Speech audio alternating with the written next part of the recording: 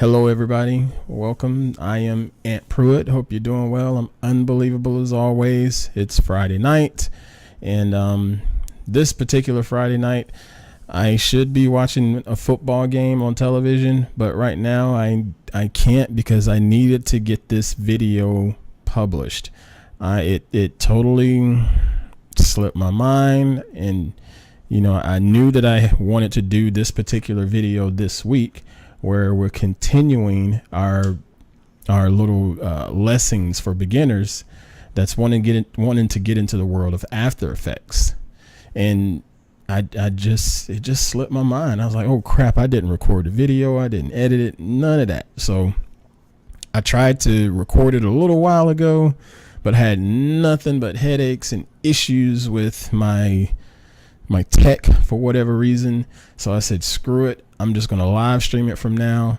And at the end of the day, I will take the live stream, repurpose it, republish it, and we'll go from there. All right. So let's go ahead and take a look at what we got going on with After Effects. What I'll do is I'll put a little bubble up here somewhere where you can click on it to take you directly to my After Effects for Beginners playlist here on YouTube. This will be chapter 5 of the series. The previous 4 episodes have been just going through the ins and outs as far as what After Effects is and a couple different tips and tricks here and there. Oh, by the way, I left that out. If you are new to watching my videos, please consider subscribing. On my channel, I like to share tips and tricks for the beginner digital content creator, whether that's photography, whether that's writing, whether that's videography, and so forth. I just want to try to provide the knowledge that I have and try to help people out that are trying to get started in this world with just creating nice content. It could be challenging at times, and there's a whole lot of information, and I wanted to do this After Effects series in particular at a slightly slower pace based on some of the stuff that I've seen in the past and how I learned. So that's what this channel is all about, and I enjoy doing it, and I appreciate your support. So building on chapter 4, we're going to take text, and we're not necessarily going to animate it, but we're going to put it in 3-dimensional space. Okay, so when you're looking at text in a video, typical stuff you see are motion graphics, things like lower thirds that pop up on the bottom of the screen that says someone's name, and it sort of moves in and moves out. That's After Effects doing that, but a lot of times that is all done in the 2-dimensional space, as in it goes left and right and up and down. It doesn't necessarily use the Z space where it goes back in the scene or come forward in the scene. You know what I'm saying?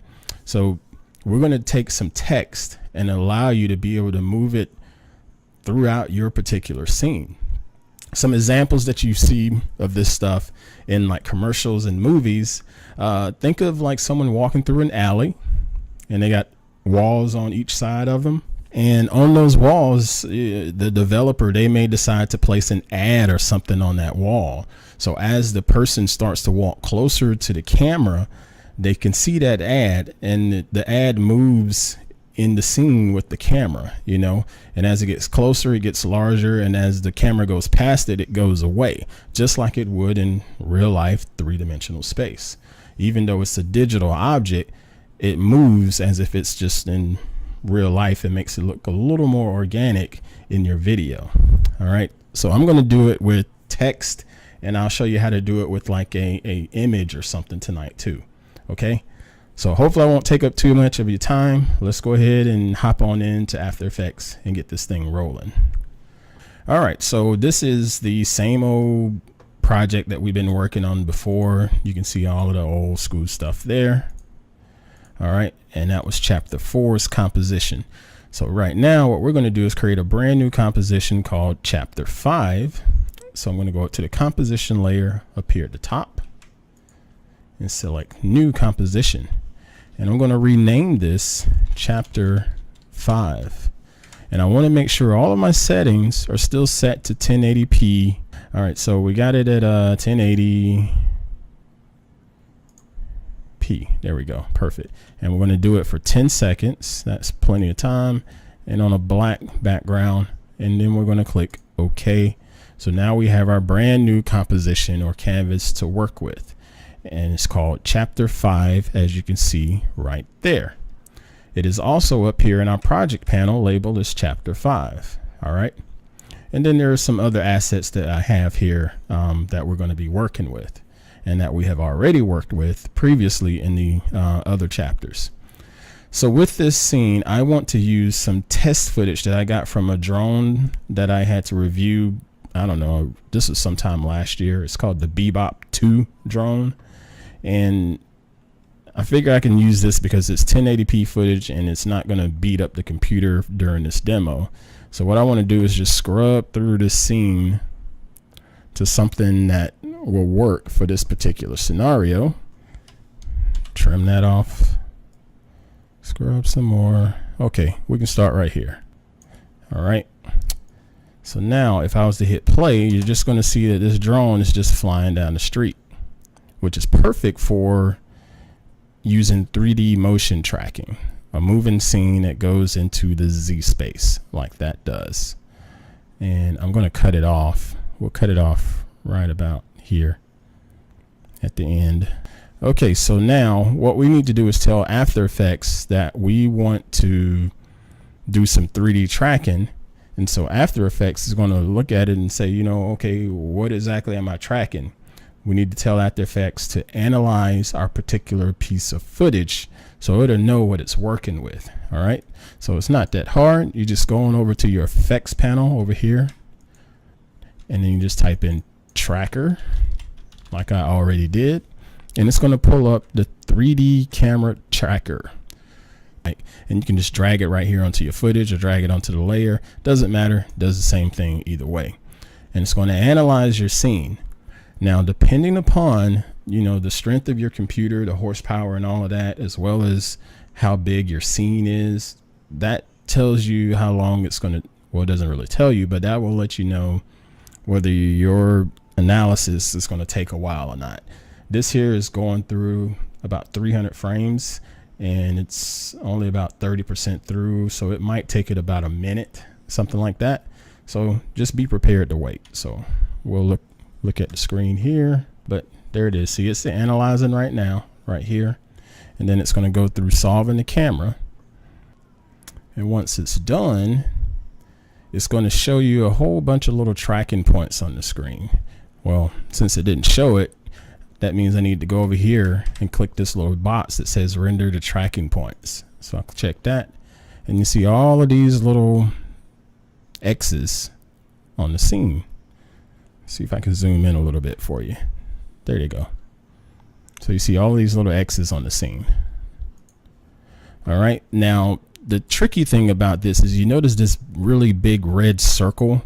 That big red circle is a plane. It's not necessarily a point, it's a plane, it's a surface. And you also notice that within this plane, you see that it's got 3 points used as part of the tracking system. You can use more than 3 points if you want, but 3 is sufficient. Or if you don't want to do a 3-point system, you can just use 1 tracking point. And Adobe will work with that. The difference is it'll be how the 3D is handled. When you're using just one particular point, your 3D object is going to look just like this on the camera. It's going to be vertical up and down and sort of floating in space. Okay. If you use 3 points or more, that 3D object is going to flatten to whatever that plane is. So if your plane is flat in your scene, your 3D object is going to line up flat. Or if it's flat up against a wall or something like that, it'll line up against that wall. Okay. So let's go back, take a look again. Like over here next to these trees, notice the plane is sort of vertical, straight up and down. But with these 3 points, it's leaning sort of sideways. Okay. And we'll just start with this very first one. I'm going to zoom out a little bit on my screen here because that's better for my eyes. And then I'm going to right click on this and I'm going to select create text and camera. Okay. So Yeah, let's do that. So create text in camera, and it brings up our standard text tool, just like what we're used to, and it puts a text layer over here on the bottom left. To manipulate that text, you click on that layer, and then you make sure you come up to the top and click on your text tool, or Control T. So I don't want this to say text because that's really boring. I know I'm boring, but I'm not that boring. And I'm going to change this text to, let's just say, hello. How's that? Okay. And again, since this is just like any other text object, you can change your font size and scale and all of that. I'm going to take it down just a little bit. And I'm going to reduce this resolution just a touch so I can speed things up a little bit. Okay. So I can scale it down like that to make it smaller or larger. Okay. Now, what I don't like about that particular scale is the way that it's scaling. You see how it's scaling from this H right here? I'd rather it scale from the middle of the word, not from the very first letter. Okay, so to fix that, I'm going to go over here in the upper left corner, and I'm going to click on this pan behind tool, and then I'm going to go back to this piece of text, and you can look at your anchor point right there. Yeah, that is the anchor point. Okay, so you can move your anchor point around, and if you hold Control, it'll allow you to put it on a plane and put it straight in the center, just like that. It just wasn't working a second ago. That looks better. So put that right in the center. And now, if I hit scale, there we go. Yeah, now it's working now. I thought I was about to have another weird moment. Okay, so I'm going to shrink that down just a little bit, not too much. And then I'm going to hit P on my keyboard and move this position down just a little bit on the screen. I'm using the Y-axis, not the Z-axis. And since it's in 3D space, if I want to move it in the Z-axis and move it further up the street versus moving it closer, I just use this particular option right here. Excuse me. So if I scroll to the right, it's pushing that piece of text on up the street and away from my particular view. Okay, if I scroll to the left, it brings it closer to me in 3D space. It's not scaling it, it's actually moving it in 3D space. Okay, so if I want to go ahead and raise this up some more, make it float a little bit, I can do that, and it's going to stay right there. Okay, pretty much just floating in the air. Okay, so if I move my camera or move my playhead, the drone is going to start flying and getting closer and closer, and it will eventually fly through the text like so. Okay, so let's play around with that just a little bit more. Let's go ahead and raise it up a little bit higher. So just raise it up a little bit higher. Okay, and then I'm going to take the scale down just a little bit like so. I still think the scale is a little too big, so I'm going to take it back down a hunch. Just take it down right about so. And then the position, I want to bring it closer, and it'll get closer to you. So now you notice as it's getting closer to us, on the scene it looks like it's a little too high. Let's play it. There we go. And we fly right through it. Nothing to it. Okay. And the beauty of this is you can play around with the scale, you can play around with the opacity and all of the other position properties of this. And because this screen is so bright, I want to change this text color. Let's make it something a little more visible. Let's make it orange, like that. Okay. That's better. So you still have the freedom to play around with this text as if it's just regular text. The only difference is it's in 3-dimensional space. All right, so now let's take that same type of text, and instead of having it floating in the air, we're going to put it on a plane. Let's try to put it up against the tree or on the street or something like that. All right, so we still have all of our tracking points on the screen, all of these pretty little colors right there. But first, make sure you hop over here to your effects and controls, click that box, click it again. Now it allows you to go over here and manipulate the planes. Okay, so this plane is right there in the middle of the street.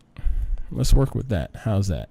So now you see how it highlighted these 3 tracking points, and this plane is somewhat level with the street. Okay, so now we will right click, and we can do text, or we can do like an image. So what I'm going to do is say create a solid right here. So I'll hit create solid, and that looks hideous on the screen, but no worries, we can work with that. We're going to take that track solid layer that just now popped up when we created it, and we're going to turn that into its own little composition that's going to be nested inside of composition called chapter 5. So this is composition chapter 5, and we're going to make this its own little composition that's nested within it. So I'm going to right click, and I'm going to say pre-compose, and then I'll make sure everything is left in the chapter 5 as it says right here by default, and just click OK. All right, so now you notice this icon changed. Okay, so click on it twice and it will open it up just like you would any other composition. All right, so we need to change this composition settings to match our chapter 5. You see it needs to be HD, so we'll make sure that it says 1080p 2997 and it's 10 seconds long. Click OK. We're good to go. See, now we actually have the regular size. Okay, so get rid of this solid because it is absolutely useless for me. So I'm going to get rid of that, and I'm going to go to my project panel, and I'm going to bring in an image. So I'm going to click on this little initials JPEG. I'll drag that in just like so. So now when I go back over here to the chapter 5 composition like that, there's my little logo, and it's sitting in 3D space right there on the street. And just like with the text, you can manipulate the properties of this image. Just, you know, if you want to scale it down, you just hit S on the keyboard, scale it down. Okay. If you want to have some fun with it and mess around with the rotation, hit R on your keyboard and you can rotate it. So let's rotate it on the Z like that. And it rotated it a little bit. Okay. And I'm going to change the position just a touch. I'm going to hit P and I'm going to drag it a little more to the center like that. Okay. And I think that will work. So now if I go back in time on the timeline, I hit play. Well, look at it in the distance. It's way up there in the distance. Again, that right there just shows you the power of After Effects being able to work in 3D space and take something digital and place it in there to where it sort of looks organic with your scene. You know, we're looking at this street, and the street has depth. It has Z space. It goes from point A to point Z that way. All right, so looking at the screen again, we have my little logo sitting right there in the middle of the streets. We're back here with the drone, but we can fly right over it. So I'm going to hit play and we'll fly right over it, flying through this text, and we'll fly right over that in 3D space, leaving that behind. It's pretty daggone cool. Like so. All right, so what if I didn't like that particular layout of that item? Let's say I want to rotate it again. I can rotate it again. I'll just click on that layer, that little pre-compose tracker that we made. Click on that. I'll press R on my keyboard for rotation. And instead of rotating it on the Z space like I did, I'm going to rotate it on the X space to make it tilt up just a little bit, just for the heck of it. I don't know. I can do that. That looks bad, but I'm just trying to prove a point that it is something that you can do. So now it almost looks like it's floating or peeled up off of the street. It's still in that same point, but I still have the freedom to play around with the properties of that particular JPEG. But I'll do one more. Let's do one more. Let's go a little bit further in the scene. We'll go way down the street, y'all. That's what we'll do. We'll go way down the street, and we're going to pick another tracking point. So we're going to make sure that we're clicking on our video layer, the drone footage layer right here in the bottom. And then I'm going to go back to the effects control, and I will just turn off the rendering track points, turn it back on so these pop up so I can figure out where I want to place my next object. We'll go with this wall. How's that? That right there. All right, so now I'm going to right click and I'm going to say create solid again, like that. If I move back, does it move properly? What happens if I scale it down? Okay, so now when I move in space, does it move properly? Looks like it does. There we go. That's what we want right there. We want that behavior right there. Okay, so now let's turn this into its own composition. Pre-compose, click OK, open it up, get rid of the solid, new text, actually composition settings, 1080p, okay, new text, welcome, bang, align, center, back to chapter 5. It should be showing over there right now. It is not, so that means the scale is off, so we need to scale it up some because it's a little too small. Okay. So now we can see it, but our rotation is wrong. So let's change the rotation, or orientation, I should say. Change the orientation that way,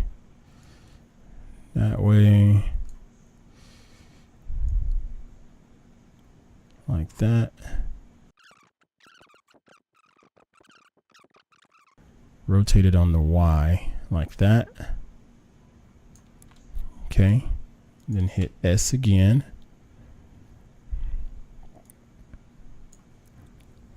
And I need to find that little anchor point and make sure I can move it. Nope, it's in the center. Okay, so we're good. So I'm going to scale it down a little more. Very good. Go back to our rotation and orientation.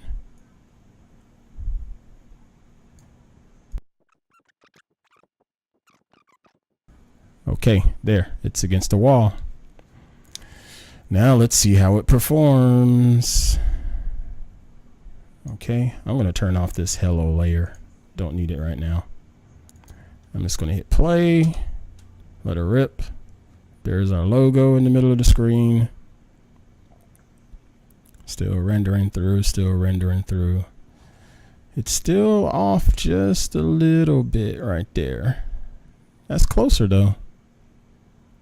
So let's stop. And we'll go ahead and change this perspective just a little more. Okay, so we'll back up now. Preview through it. Yeah, now it's a little more where it's supposed to be. There we go. By the time we get to it, it's right there up against the fence saying welcome. Very good. Very good. So that's it. We are done. That is 3D motion tracking text and or objects like pictures and JPEGs, pings, and all of that stuff. Pretty easy to do inside of After Effects. Every now and then you got to tweak some of the settings with the orientation and rotation and things like that. But overall, it's pretty easy to do. And it'll make your scene a little more dynamic when you have a little stuff like that to give it a little more polish. Again, that was a rough look. There's a whole lot more that I could have done with that text as far as extrusions and lighting and things like that. But this is just the beginning. I just want you to see the fundamental side of adding 3D text and 3D objects inside of your After Effects composition. Be sure to hit the like, share, and subscribe buttons. All of that stuff really helps out my channel. I really appreciate everybody hopping in and watching the live stream. Looks like Mr. Joshua is the only one brave enough to hop into the chat. Shout out to you, Mr. Joshua. By the way, I follow you on Instagram, dude. I need you shooting some more. Know what I'm saying? No pressure. No pressure. All right, folks. It's the weekend time. Get out there, have yourselves a great, happy weekend. Enjoy the time with your family and friends and loved ones. But also, take some time to get out there and try to create and dominate. I'll catch you guys on the next one. Thanks for watching. Peace.